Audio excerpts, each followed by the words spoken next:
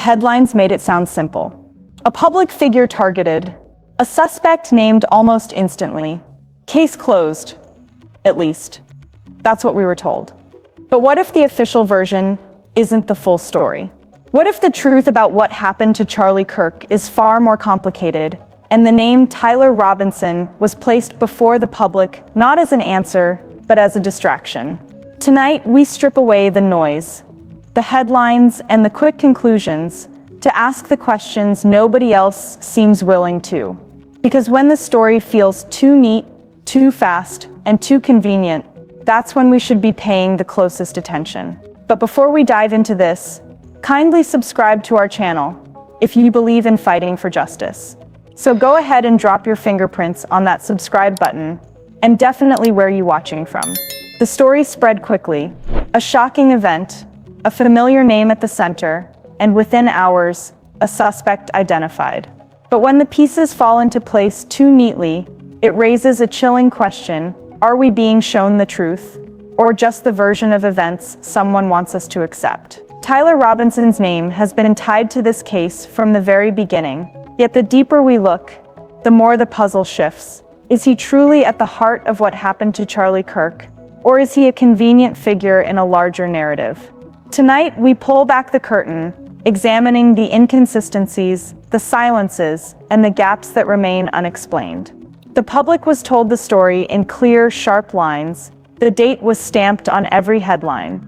The place repeated across broadcasts. It was the kind of coverage that felt precise, almost rehearsed, as though every outlet had been handed the same script. Within hours of the incident, one name rose above the rest: Tyler Robinson. His identity surfaced with unusual speed, echoing across networks and social platforms, before most people even understood what had actually happened. The framing was decisive. Reports suggested a direct link, painting Robinson not only as a suspect, but as the central figure in the unfolding narrative. Words like identified, connected, and responsible appeared again and again, repeated until the public could hardly imagine any other possibility. The story had all the markings of resolution: a suspect, a motive implied, and a headline that seemed to close the case. But is that really how truth works?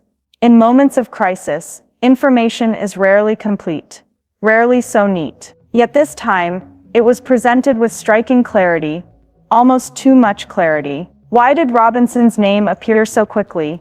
Who decided he would be the face of the story before deeper questions could even be asked? On the surface, the account appeared straightforward, simple enough to accept without hesitation. But beneath that surface lies the question we must always ask: does the speed of the narrative reflect the strength of the evidence, or the strength of the agenda behind it? So who is Tyler Robinson?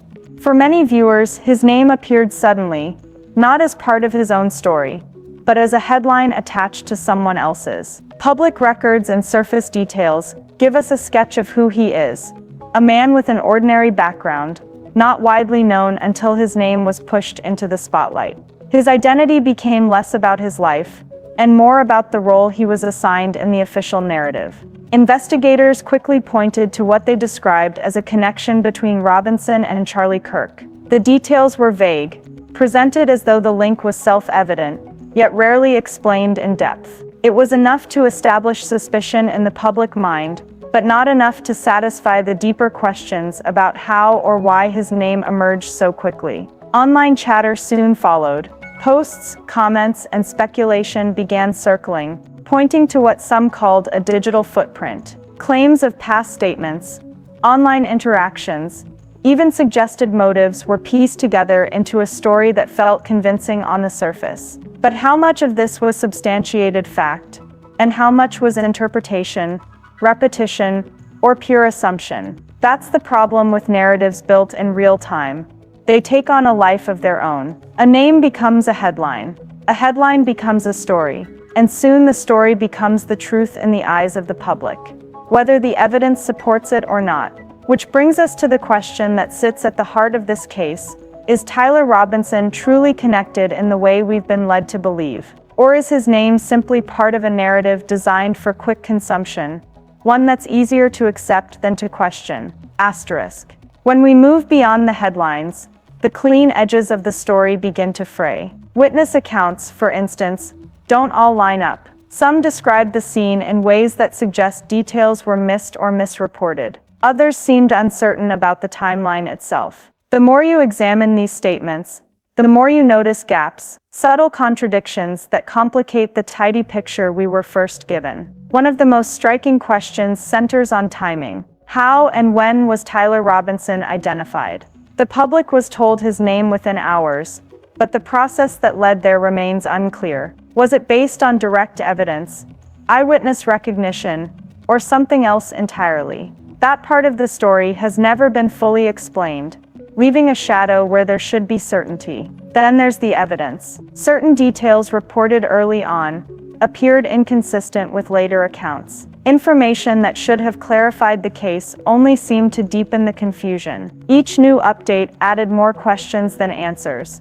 And yet, coverage rarely lingered on these contradictions. And perhaps most telling of all is the silence. Some aspects of the case have been left untouched, as if too inconvenient to address. Reports skip over them, officials avoid them, and the media, once eager to repeat every headline, seems suddenly uninterested in pressing further. Each time we ask for clarity, the answers become more blurred. Each time we search for resolution, the picture becomes less defined. And when silence grows louder than explanation, it raises the most unsettling question of all: what is being left out, and why? From the very beginning, the media played a defining role in shaping how this story was understood. Headlines framed the situation in sharp, dramatic terms. Broadcasts repeated the same points almost word for word, as though they were drawing from a single script. And across social platforms, the same narrative echoed endlessly. Tyler Robinson, the suspect, the answer. But the media doesn't just report, it directs attention. By highlighting certain details and ignoring others, it builds a version of reality the public comes to accept. In this case, the spotlight never wavered. Robinson's name stayed at the center, while the questions that didn't fit the official version faded quietly into the background. The speed of this coverage was unusual. Stories were updated so quickly, yet rarely corrected when inconsistencies appeared. Nuance gave way to repetition. Complexity was reduced to a headline. And in that repetition, suspicion hardened into certainty, long before the facts were fully examined. It's worth asking, who benefits from this kind of storytelling?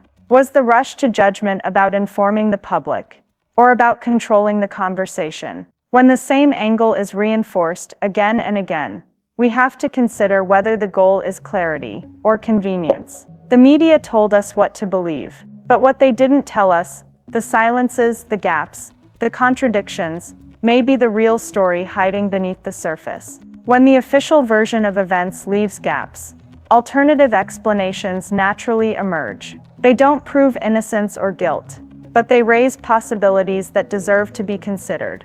One theory suggests that Tyler Robinson may have been in the wrong place at the wrong time, that his presence, however it was connected, became an easy explanation in a moment of urgency. Another points to the possibility that more than one person could have been involved, and that focusing on a single name allowed the broader picture to remain hidden. Others question whether Robinson's digital history was interpreted fairly. Posts, comments, and fragments of online activity can be pieced together into any number of narratives. But taken out of context, they may look far more incriminating than they really are. Was his online footprint evidence of intent, or simply the projection of a story already decided? And then there is the possibility that information has been withheld, not erased, not fabricated, but quietly set aside. Details that don't align with the official account may never surface, not because they don't exist, but because they complicate the narrative. None of these theories provide a definitive answer, but what they do reveal is the fragility of certainty. The moment we begin asking whether Robinson was truly the central figure, or simply the convenient one, the entire story takes on a different shape.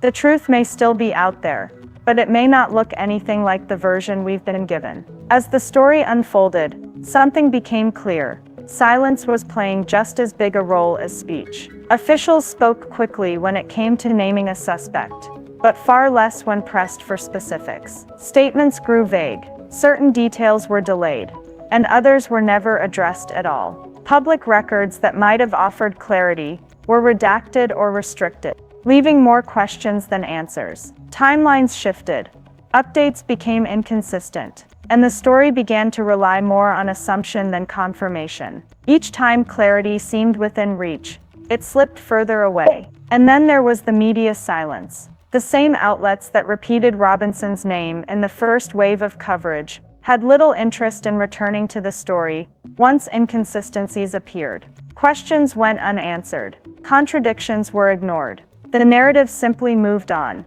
as though the initial framing was all that mattered.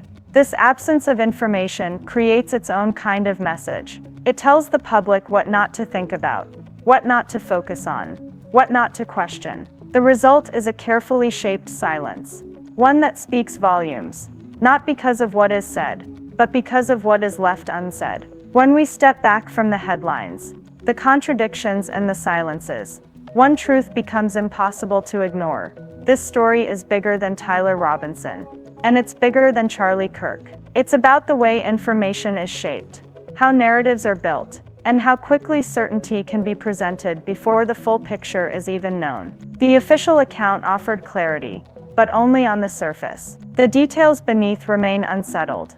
Timelines that don't match, evidence that raises questions, and media coverage that seemed more interested in conclusion than investigation. Whether Robinson is truly responsible, or simply a name that fit the moment, the deeper issue is the speed at which suspicion can be turned into certainty. And so we're left with the questions. Are we being shown the complete truth, or just the version that is easiest to accept? The story of Charlie Kirk and Tyler Robinson is not just about one event. It's a reminder of how fragile trust can be when answers arrive too quickly, when silence speaks louder than explanation, and when narratives close before the investigation is truly complete. So I leave you with this. What do you believe? Is Tyler Robinson the full story? Or is there more we haven't been told? Share your thoughts below, because sometimes the most important truths begin with the questions we dare to ask.